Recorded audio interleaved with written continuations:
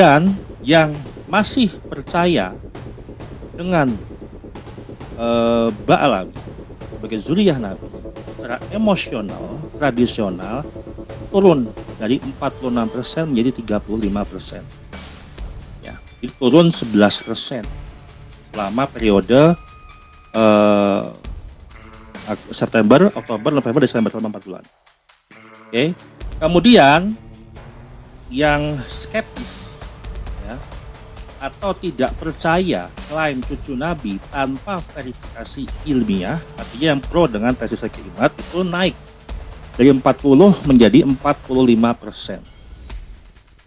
Ya, ada kenaikan dalam 4 bulan ini, artinya yang pro dengan tesis Imat mengalami kenaikan yang signifikan di angka 5%. Nah, kemudian netral atau tidak peduli atau mungkin bisa dibilang lelah, konflik, capek ataupun bosan ataupun jenuh lah, itu 20%. Dari 14% menjadi 20%. Nah, kenaikan ini ternyata limpahan daripada yang pro Ba'alawi melimpah kepada yang netral.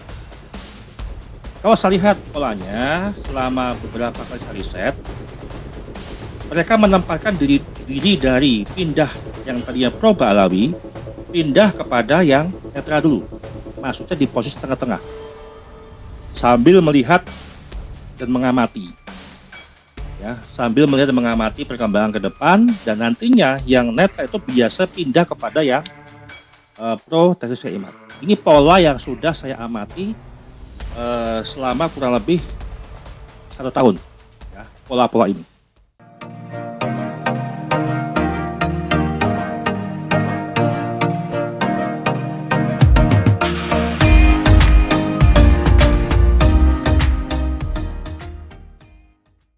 Literasi publik itu pun juga naik karena banyak konten-konten ataupun video-video yang mempelajari terkait polemik nasab.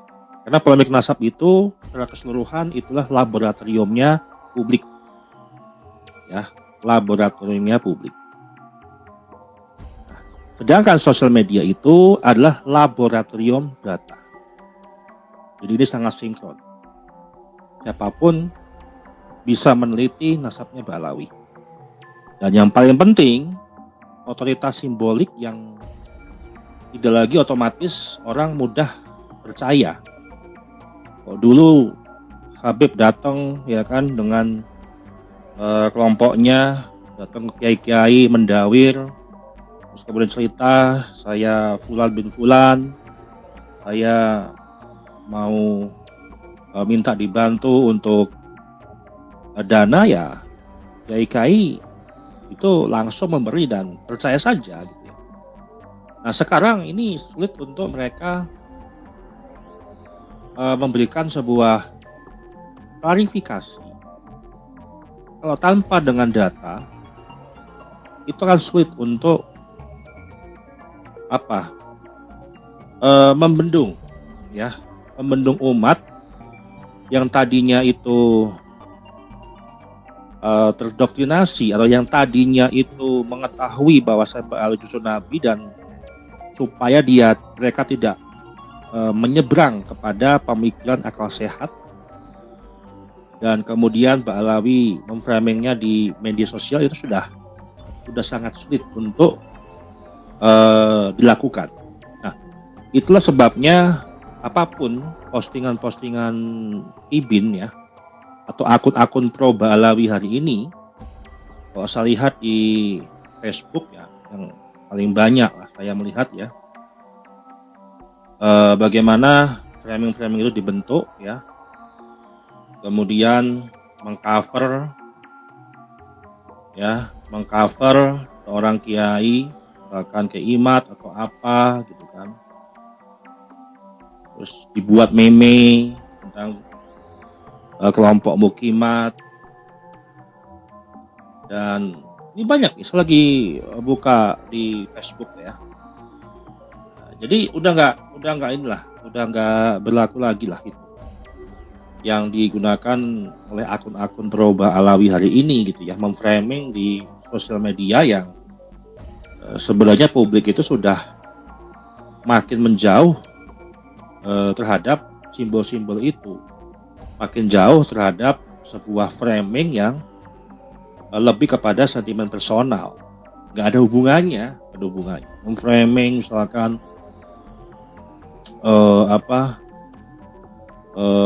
Keimat dengan wajah kan banyak tuh ya, seolah-olah lagi di mana itu kan, membuat sebuah postingan-postingan yang tidak relevan dengan sebenarnya polemik masa itu tentang apa sih, dan tidak lagi mampu untuk membalikkan arus persepsi publik secara signifikan. Itu nggak bisa, karena yang saya teliti selama hampir 3 tahun terkait sosial, kemudian komunikasi publik, komunikasi digital, teori legitimasi, kemudian sosiologi agama, dan terkait tentang algoritma sosial media, mereka itu sudah sangat banyak menerima asupan berupa narasi ataupun berupa literasi ya, terkait tentang nasabah Alawi ini menggunakan berbasisnya adalah data. Data secara kolektif itu ada di seluruh platform media sosial. Itu menjadi sebuah penyimpanan memori yang publik itu bisa akses kapanpun. Sebenarnya bukan karena publik itu benci terhadap personalnya, tapi karena publik sudah banyak untuk belajar bertanya. Banyak kajian-kajian membahas dan banyak masyarakat berpikir, loh ini kok Mbak Alawi ini cara menanggapinya kok tidak dengan ilmu, kok tidak dengan data, malah dengan memframing yang tidak etis lah. Ya. Itu kan banyak buzzer-buzzer yang berusaha untuk membungkam publik dengan glorifikasi nasab. Nah, yang kita pahami sekarang adalah transformasi ruang digital, ya, ruang publik digital. Narasi yang dibangun dulu ya di media sosial, ya itu sebagai ruang ekspresi. Dulu. Jadi kalau kita bicara kemajuan sosial media ini kan di era tahun 2017 ya, mulai secara data penyimpanan, kemudian kita bisa mulai akses ya dengan tersedianya API versi 1, versi 2, versi 3, kemudian tools analisis, sudah banyak lah, artinya sudah bisa melihat fenomena polemik nasab itu di sosial media, mana rekayasa dan mana yang natural ataupun organik. Nah, sekarang media sosial itu adalah arsip publik dan laboratorium sosial. Arsip publik, laboratorium data. Artinya, arsip publik kapanpun bisa cross-check rekam jejak. Ya, bahkan sekarang kalau misalkan tes DNA haram, ya kita sinkronkan dengan rekam jejak. Dulu Rizik Syihab mewajibkan tes DNA, kenapa sekarang haram? Artinya itu adalah match. Nah, publik itu apa tugasnya sekarang? Membandingkan, mengkomparasi, mengarsip, menyimpan jejak dan membaca pola. Bukan mereka dipikir itu tidak tahu apa-apa, ya. Publik awam itu kan sebenarnya mudah untuk digeser opininya. Namun publik awam sekarang itu lebih cerdas. Bagaimana bisa membaca pola yang sebenarnya itu terbaca oleh mereka. Kalau ini adalah rekayasa opini, ini adalah manipulasi data. Nah, kuncinya publik digital hari ini tidak reaktif seperti 5-7 tahun lalu. Mereka tuh membaca jejak, ya, bukan hanya postingan saja. Ya posting ya silahkan, tapi kan jejaknya mereka bisa membaca. Dan ini yang banyak saya temukan pola-pola atau sirkulasi yang ada di dalam platform media sosial. Dan kalau kita bicara dengan satu pertanyaan besar di era digital ini, mengapa framing simbolik Mbak Alawi ini gagal. Ya mungkin bertahan di awal, bertahan di 1 tahun polemik nasab, itu sedikit memudar di tahun kedua, dan tahun ketiga ini lebih memudar. Namun polarisasinya tetap, dan justru malah posisinya adalah yang pro kepada Kiai itu lebih mendapatkan sebuah porsi tambahan daripada yang pro dengan Mbak Alawi. Nah, analisa bagaimana framing yang berbasis dengan habibisme, kemudian framing yang berbasis glorifikasi simbol, yang berbasis emosi identitas, itu tidak disertai dengan kerangka berpikirnya, tidak disertai metodologinya, tidak disertai dengan rujukan primer, tidak disertai dengan transparansi data. Kalau ingin mendebat suatu hal, membantah suatu hal termasuk tesis, harus yang didebatkan yang pertama, harus didudukkan adalah kerangka berpikirnya harus jelas, metodologinya juga harus jelas, baru masuk kepada intinya. Kok tiba-tiba ini inti? Mereka membuat antitesis harusnya melalui prosedur kerangka berpikirnya dulu, metodologi dulu, baru inti temuan-temuan ataupun bantahan-bantahan gitu ya. Tapi mereka langsung ke bantahan dulu tanpa memikirkan nanti dululah metodologinya, nanti dululah kerangka berpikirnya. Ya itu salah. Di dalam akademik, kadang-kadang akademik itu salah. Dimanapun itu berada, formatnya itu salah. Nah, simbol itu bekerja ketika publik tidak punya alat verifikasi. Hari ini ya, publik punya Google, ya, arsip digital banyak, dan memori kolektif. Artinya kita membahas tentang Google, ya sudah saya bahas di pertemuan sebelumnya. Kalau pembela Mbak Alawi yang masih menggunakan narasi tesis ini Google itu salah besar. Artinya sudah jelas tingkat kemampuannya itu rendah. Mohon maaf ya, karena seolah-olah itu lebih memperjelas tingkat pendidikannya tidak sampai dengan minimal perguruan tinggi S1 atau S2. Nah, kemudian perubahan perilaku publik gitu ya. Ini kita melihat berdasarkan data sosmed yang saya upgrade, yang kemarin pernah saya sampaikan, itu adalah periode 2023 ya, 1 Januari 2023 sampai dengan 31 Agustus 2025. Di mana posisi waktu itu yang pro dengan Mbak Alawi itu 46%. Kemudian yang pro dengan Kiai adalah 40%, dan yang netral itu adalah 14%. Nah, berdasarkan tren yang saya baca, perubahan dari September, Oktober, November, dan Desember selama 4 bulan ini, dengan kita berbagai macam normalisasi data persepsi publik digital, ya, lintas platform, dan ini bukan polling resmi, karena saya juga jelas metodenya menggunakan SML, Social Media Listening, kemudian NLP, ya, Natural Language Processing, dengan melakukan beberapa scraping komentar dari beberapa platform media sosial. Dan yang masih percaya dengan Mbak Alawi sebagai zuriyah Nabi secara emosional, tradisional, turun dari 46% menjadi 35%. Ya, itu turun 11% selama periode September, Oktober, November, Desember, selama 4 bulan. Oke. Kemudian yang skeptis, ya, atau tidak percaya klaim cucu Nabi tanpa verifikasi ilmiah, artinya yang pro dengan tesis Kiai itu naik dari 40 menjadi 45%. Ya, ada kenaikan dalam 4 bulan ini. Artinya yang pro dengan tesis Kiai mengalami kenaikan yang signifikan di angka 5%. Nah, kemudian netral atau tidak peduli atau mungkin bisa dibilang lelah, konflik, capek, ataupun bosan, ataupun jenuh lah, itu 20%. Dari 14% menjadi 20%. Nah, kenaikan ini ternyata limpahan daripada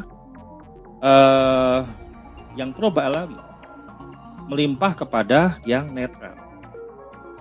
Kalau saya lihat polanya selama beberapa kali saya riset, mereka menempatkan diri dari pindah yang tadinya proba alawi, pindah kepada yang netral dulu. Maksudnya di posisi tengah-tengah. Sambil melihat dan mengamati. Ya, sambil melihat dan mengamati perkembangan ke depan, dan nantinya yang netral itu biasa pindah kepada yang pro tesis keiman. Ini pola yang sudah saya amati selama kurang lebih 1 tahun. Nah, pola-pola ini sudah saya amati selama 1 tahun.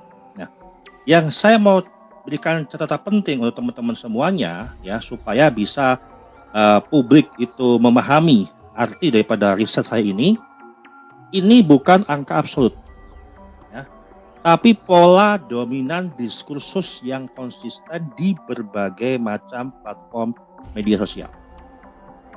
Kalau pola konsisten berarti sudah menunjukkan kesimpulan yang bisa kita ambil. Kalau teman-teman siapapun pendukung Mbak Alawi ingin membantah apa yang saya sampaikan hari ini, bukan dibantah datanya. Karena data itu tersedia di publik. Data itu tersedia di seluruh platform media sosial. Bisa dilakukan dengan metode apapun untuk bagaimana bisa berinteraksi data dengan sosial media. Namun yang dibantah adalah metodologinya. Silakan kalau misalkan mau membantah data ya sulit dibantah. Tapi kalau metodologi bisalah kita berdebat. Misalkan saya menggunakan margin of error misalkan 3,4%. Ya, dengan sampel misalkan 12.000. Ya kan? Kurang jauh, kurang banyak tuh 12.000, harusnya misalkan 100.000 atau 1 juta. Nah, itu bisa diperdebatkan. Kenapa saya menggunakan angka 12.000 misalnya? Dan seterusnya. Itu metodologinya. Tapi kalau data itu sulit dibantah. Ya, tapi yang bisa kita perdebatkan tadi metodologinya, cara membaca data, cara menyimpulkan, margin of error-nya, sampel datanya, dan seterusnya. Nah, mengapa medsos sah sebagai data sosial? Ya, saya jelaskan secara metodologi. Social media listening, kemudian NLP dan sentiment clustering, serta longitudinal discourse, ya, ini adalah kalimat bahasa akademik, ya, bahasa teknis di dalam kita memberikan sebuah analisis terhadap sosial media. Artinya apa? Media sosial itu bukan suatu kebenaran mutlak, tapi ini adalah indikator kuat arah kesadaran publik. Publik sudah melakukan kesadaran yang sangat dominan selama 3 tahun ini. Dari mereka yang nggak tahu tentang siapa Mbak Alawi sampai mereka betul-betul tahu seluk-beluknya Mbak Alawi ini dari mana dan siapa mereka dan bagaimana sejarahnya menghegemoni di Indonesia. Artinya indikator yang menguat kepada kesadaran publik. Ini yang perlu digarisbawahi. Nah, sebenarnya mengapa publik sekarang sangat sadar dengan terkait hegemoni atau terkait tentang rekayasa publik yang dilakukan di sosial media, gitu ya. Sebenarnya ini kita mengarahkan kepada kesalahan yang sangat fatal, bahkan kesalahan strategis lah saya katakan, daripada kubunya yang pro Balawi. Nah, ada 4 kesalahan utama yang sudah saya rangkum, yang sudah saya teliti pola-polanya. Yang pertama adalah mereka selalu mengulangi narasi lama, selalu dan selalu, baik klan Balawinya, baik buzzernya ataupun bootnya. Bahkan apa yang dikatakan Gus Wafi dari awal polemik WhatsApp sampai hari ini narasinya nggak pernah berubah. Dengan menyebut tesis Keimat adalah tesis dari Google. Ini kecerdasan logika. Ya. Artinya kesalahannya mereka jelas mengulang narasi. Yang kedua, mereka cenderung menyerang personal, bukan argumennya. Ya. Mereka lebih menyerang individunya yang memberikan sebuah pemaparan. Bahkan bisa memberikan sebuah otoritas bahwasanya yang menyampaikan itu bukan ahlinya. Artinya sudah merendahkan otoritas keilmuan orang lain. Ini adalah kesalahan dalam etika komunikasi. Ini jelas. Yang berikutnya adalah yang ketiga, menolak untuk memverifikasi secara ilmiah. Dengan memframing yang lainnya. Kalau misalkan mereka menolak verifikasi ilmiah, minimal untuk bahasanya kita untuk perang narasinya ya jangan di medsos. Mereka mengeluarkan karya. Ini kan karya Ba'alawi ini hanya satu loh, buku Keabsahan Nasab Ba'alawi, dan itu pun juga disusunnya keroyokan. Kalau pendukung Kiai Imad itu banyak, termasuk buku yang baru keluar tuh, ya, membongkar ajaran Hurufat Habib Ba'alawi, gitu loh. Jadi apa namanya? Mereka cenderung menggunakan narasi-narasi medsos untuk memframingnya, tidak mengeluarkan data publik, tidak mengeluarkan jurnal ilmiah atau membuat sebuah bantahan yang berbentuk buku. Dan yang keempat, mereka mengandalkan emosi dan loyalitas. Mereka lupa satu hal. Kalau empat tadi ya, mereka pede, percaya gitu ya. Ada yang dilupakan dan mereka juga lupa ya kan dengan satu hal yang hari ini menjadi sebuah tren publik di sosial media.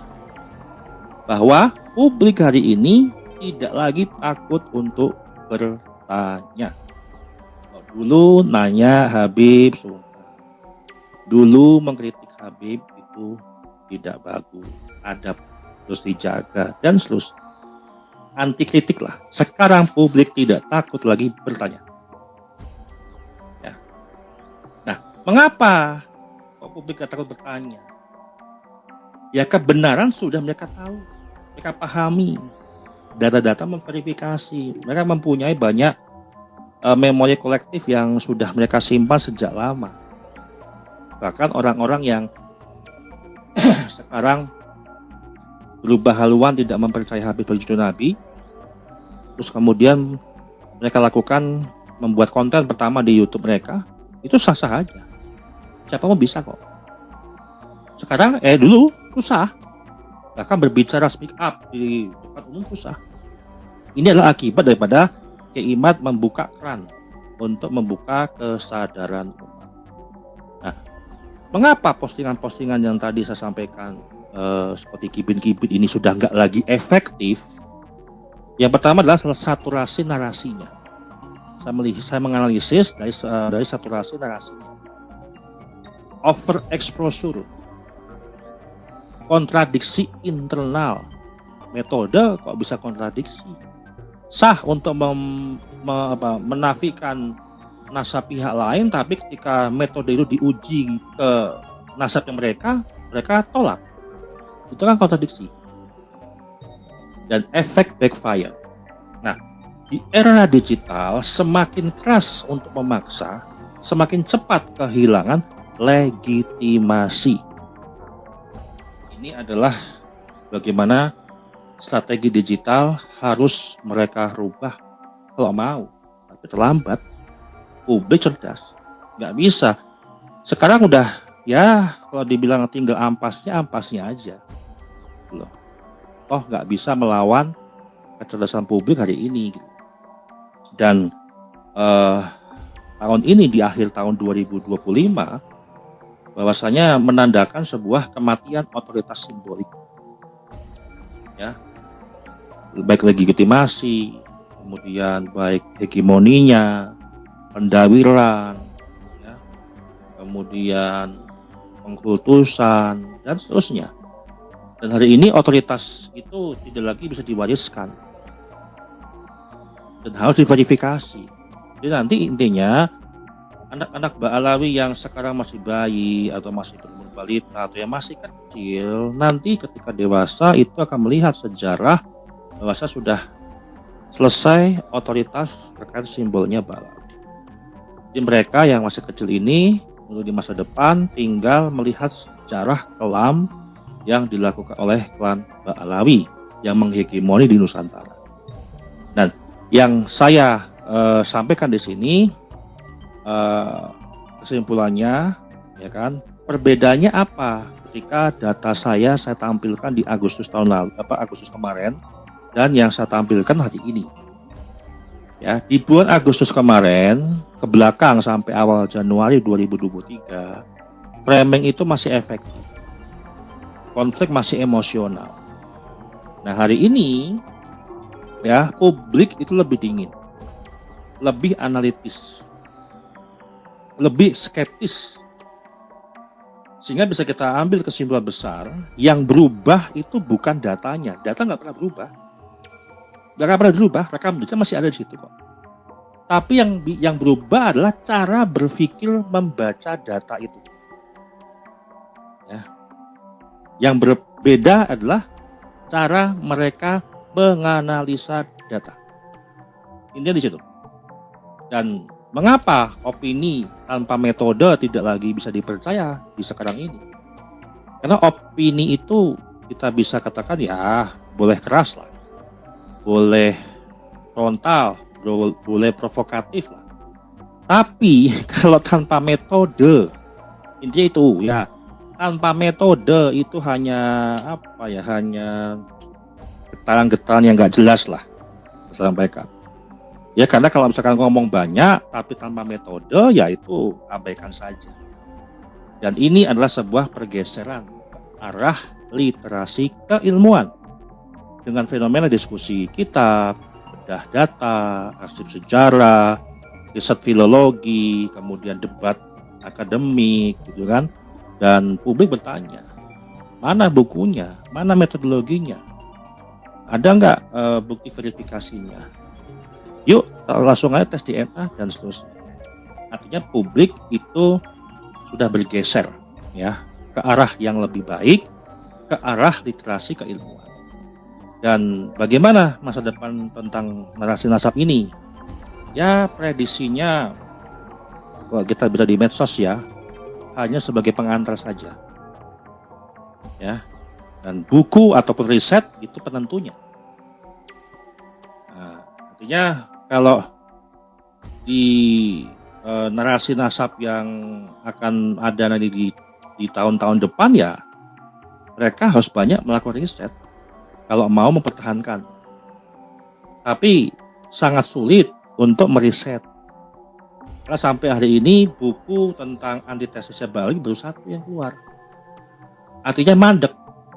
Udah mau risetnya apalagi, justru yang pendukungnya Kiai Ma'ruf malah banyak melakukan riset menghasilkan buku.